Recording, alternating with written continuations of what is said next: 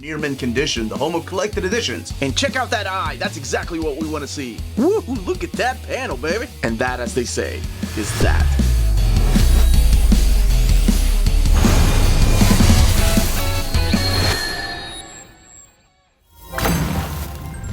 Hey everyone, how's it going? I'm the Astonishing Melanie, and welcome to Near Mint Condition, a channel where you can be part of a positive, honest community and lay claim to some comic book knowledge. Today, I would like to recommend 3 titles that sucked me in and I read them in one sitting. Or I would have if it wasn't midnight. Or the page count wasn't monstrous. We have The Last Starry Night, Vincent Van Gogh by Jameson Odin. Just Another Meat-Eating Dirtbag by Michael Anthony and Chai Simone. And my favorite thing is Monsters by Emil Ferris. Stay tuned!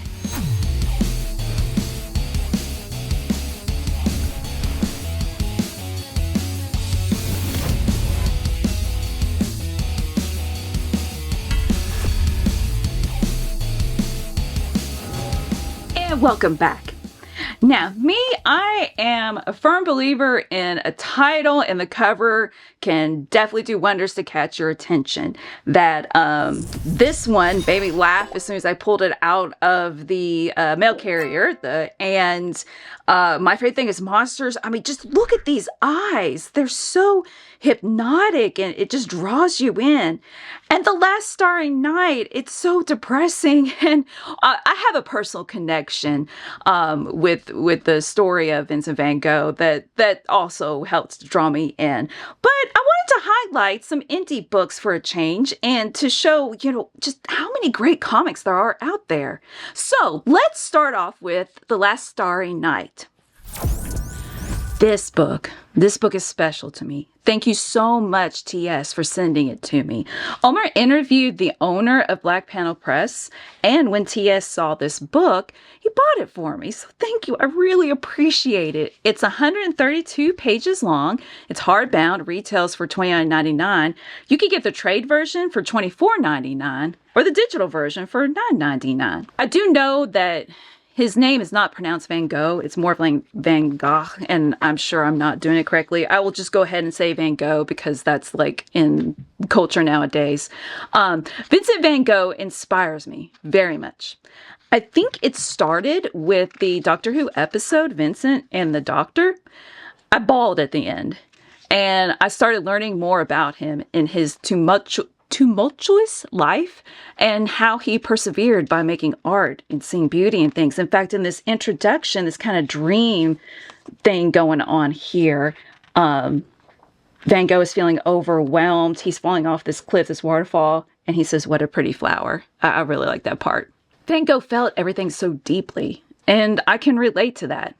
I went to the Van Gogh immersive experience twice, and even though it can be taken as gaudy or commercializing his art, I found it to be a very personal experience. For the most part, the story recounts Vincent's last 3 months of life based on the first-hand account of the daughter of the owner of the inn he was staying at in France. There are other sources cited as well in the back of the book, and he quotes letters of friends to and from, he quotes, letters to and from friends and family. There we go.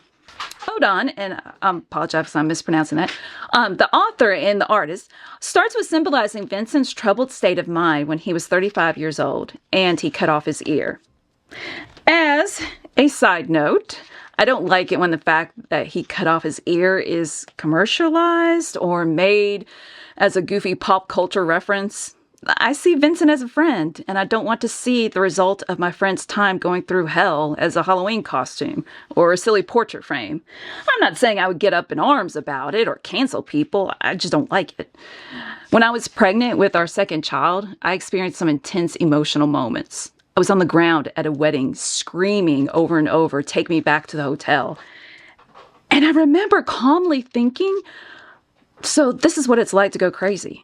I understand now, so maybe I can help people in the future who lose control. Okay, so into the side story. I like how Odin portrays Vincent's mental illness in a nonchalant manner sometimes. Like in this panel here, where he responds to a person apparently offering him a cup of poison. It was one of his fears. He just says, "No way, jerk." That's a totally reasonable and direct response to someone who you think is trying to poison you. But this doesn't mean that Audon's compassion doesn't shine through in telling this story. We can clearly see how much love Vincent has in his heart for nature, for the family he's staying with, his friends, along with his brother. I'm a fan of simplistic art and hatching. His color palette is that of Vincent's as well. Sunflowers, fields. I love how the facial expressions are never extreme. There's only slight variations, and that guides the reader into empathizing with the characters since it's not presented in a bombastic manner. This quiet presentation with even fragile word bubbles, the tails, let's see, not on this page, but okay, like right here and right here, like they're not straight lines, they're squiggly. That really speaks to my heart. Pick this up. Yeah, you'll read it in one sitting and you will cry at the end. Next is Just Another Meat-Eating Dirtbag, a memoir written by Michael Anthony and drawn by Chia Simone. It's 170 pages, sold by Street Noise Books, and retails for $18.99. Thank you to Michael for sending us this book. And, like I mentioned earlier, the title cracked me up when I opened up the package on the live stream. So I gave it a shot and emailed the author the next day thanking him for creating this and putting it into the world. It's about his relationship with Coconut, a vegetarian angel who becomes passionate about animal rights.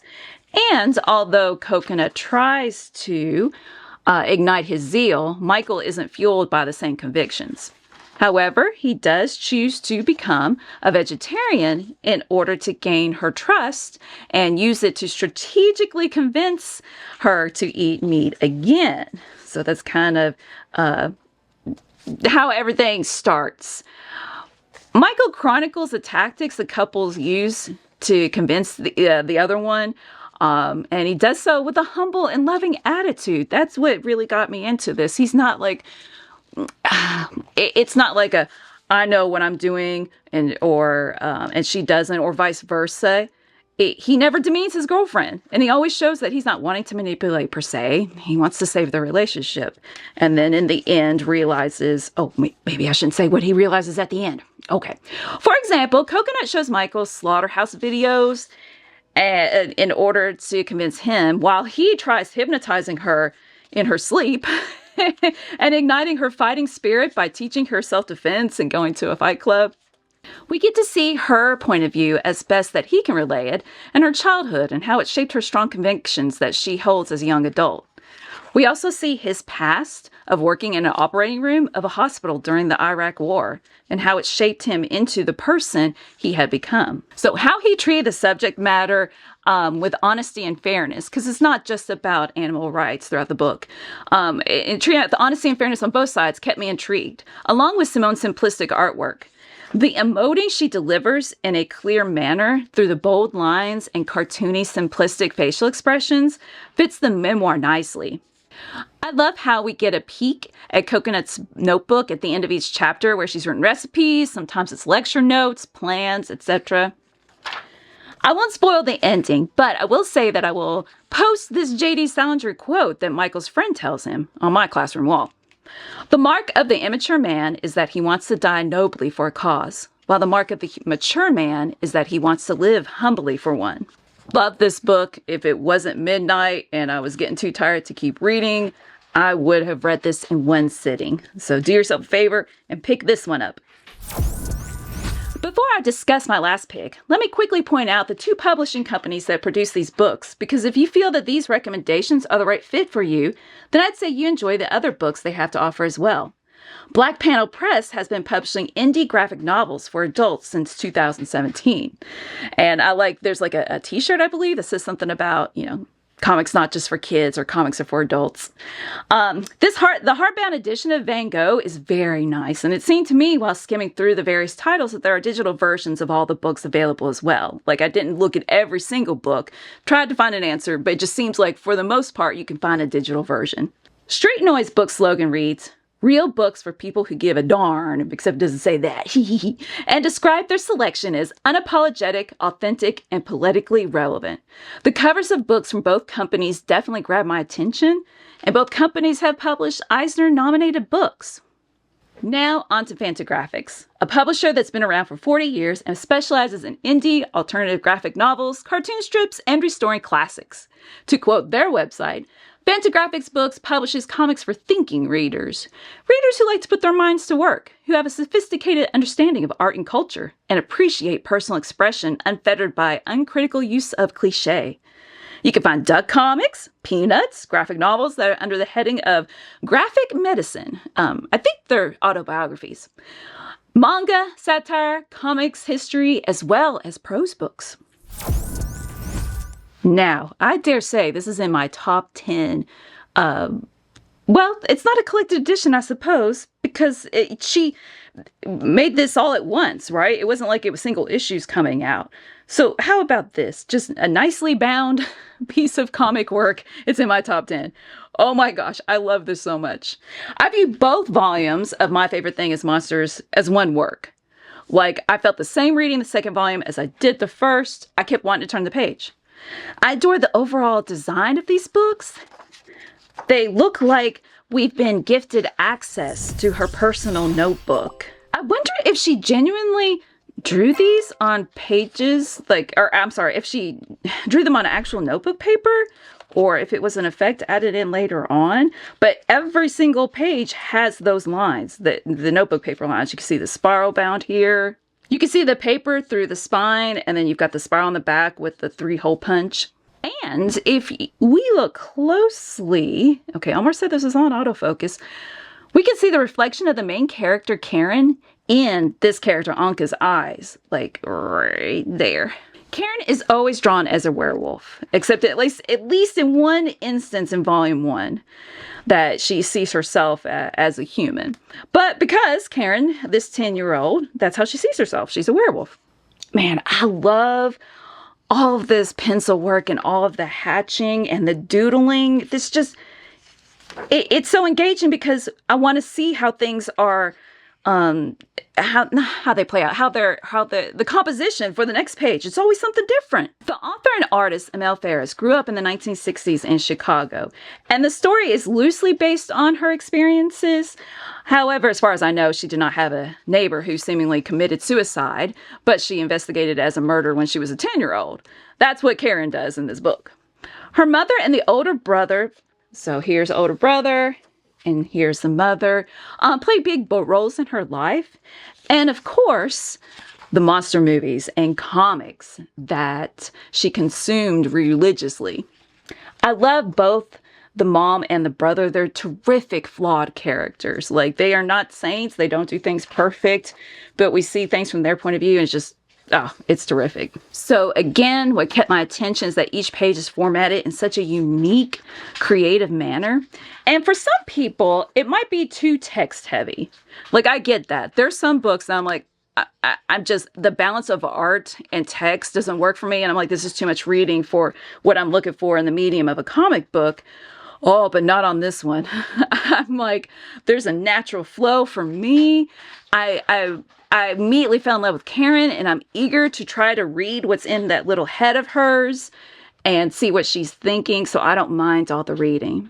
For example, here, where Karen is reflecting on the fact that Anka has just died, she remembers what her neighbor taught her, Anka's her neighbor, about tulips and holding memories, and we see the drawing of a baby superimposed on Anka's face. I also like how there's only red used on these two pages, along with the doodle of a bleeding heart taped above the diner customer, who's not part of the story, but he's been sitting in the background seeming to be heartbroken. Like, there's just so much to digest on this page.